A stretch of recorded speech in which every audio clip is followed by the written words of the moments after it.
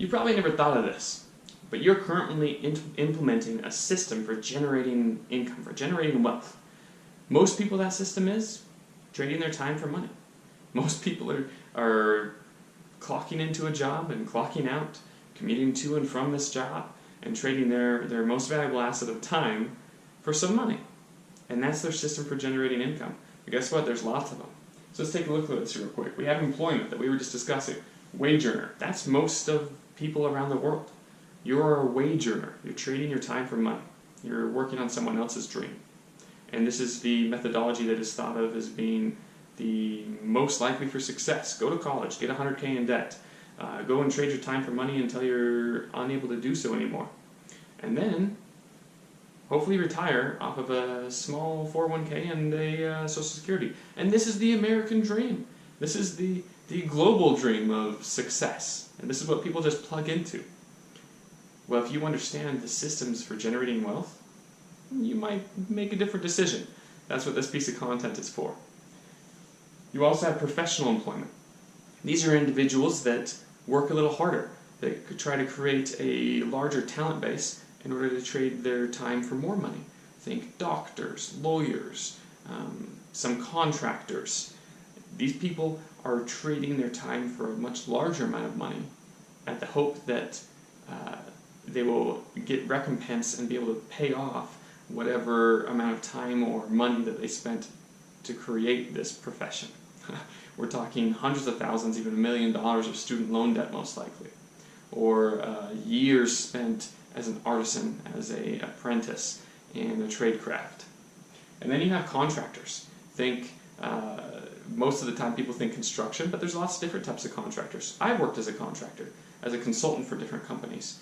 Someone like a Mitt Romney, very wealthy individual, he worked as a contractor, contracting and consulting with companies and how they can increase their wealth. There's many different types of contractors, but you're still a wage earner. You're still trading that time for money. Then on the other side, we have business owners. So as a business, you're starting to leverage other people's time for money as well, and you get to take a margin from both.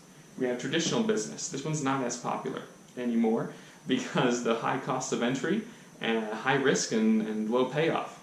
Think retail and the death of retail recently. Think your traditional brick and mortar stores.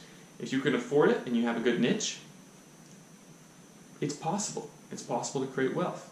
But a lot of the time you are even more tied and a slave to your business than you were tied to and a slave to your boss or manager or company. The next one, we have startups. These are exciting. These are the ones everyone, all the buzz is about. Everyone loves startups. More startups fail than anything else. They're a horrible success rate. Why everyone loves this startup is it's still in the traditional business category, technically. You still usually have an office and a complex, but it's exciting and diverse, and the high-end threshold is unlimited. Because of the success of Instagrams and Facebooks and Teslas, people crave this startup atmosphere because they want to be the next one. But guess what? Most of you will fail miserably in the startup sphere. Over 95% will fail in the first year. But if you are successful, it could mean millions and even billions. So that's why everyone drives and why there's all this startup buzz. Next we have online. Online's a little different. So online businesses are now all the rage. You probably on your Facebook feed see dozens of gurus pitching you on how to create your own online business, on how to teach others to be successful and make money off it, how to create an e-commerce site that runs all the time. These, a lot of the time, are as too good to be true as you would expect, but they have the lowest cost of entry, they have a decently high rate of success, and if paying for a course, a lot of the time, you can increase your chance of success. But your chances of success still don't go over 10%. Still, by far, most people fail, over 9 out of 10. But you at least risk a little less and you learn a lot. So online business seems to be the trend and the path and strategy for creating side hustles, multiple income streams, and breaking out of the poor income generating paradigm that we all use in the world today. And the last one, network marketing. I'm sure you've gotten pitched on this a few times throughout your life and heard about how horrible it is. And I'm sure you have friends on Facebook, Instagram, LinkedIn that constantly try to sell you lotions or potions. Sadly enough, this one has the worst success rate of any business. Over 99% of all individuals fail in their first year and are back out of the business on the industry as a whole. Pretty depressing video, huh? Wage earner, well, that sucks. I have a very low-end, high threshold, and I can't earn much there. Well, I earn much as in you're never going to make your millions or billions of dollars. And on the business side, lots of risk, lots of failure, 99% failure rate. What am I supposed to do?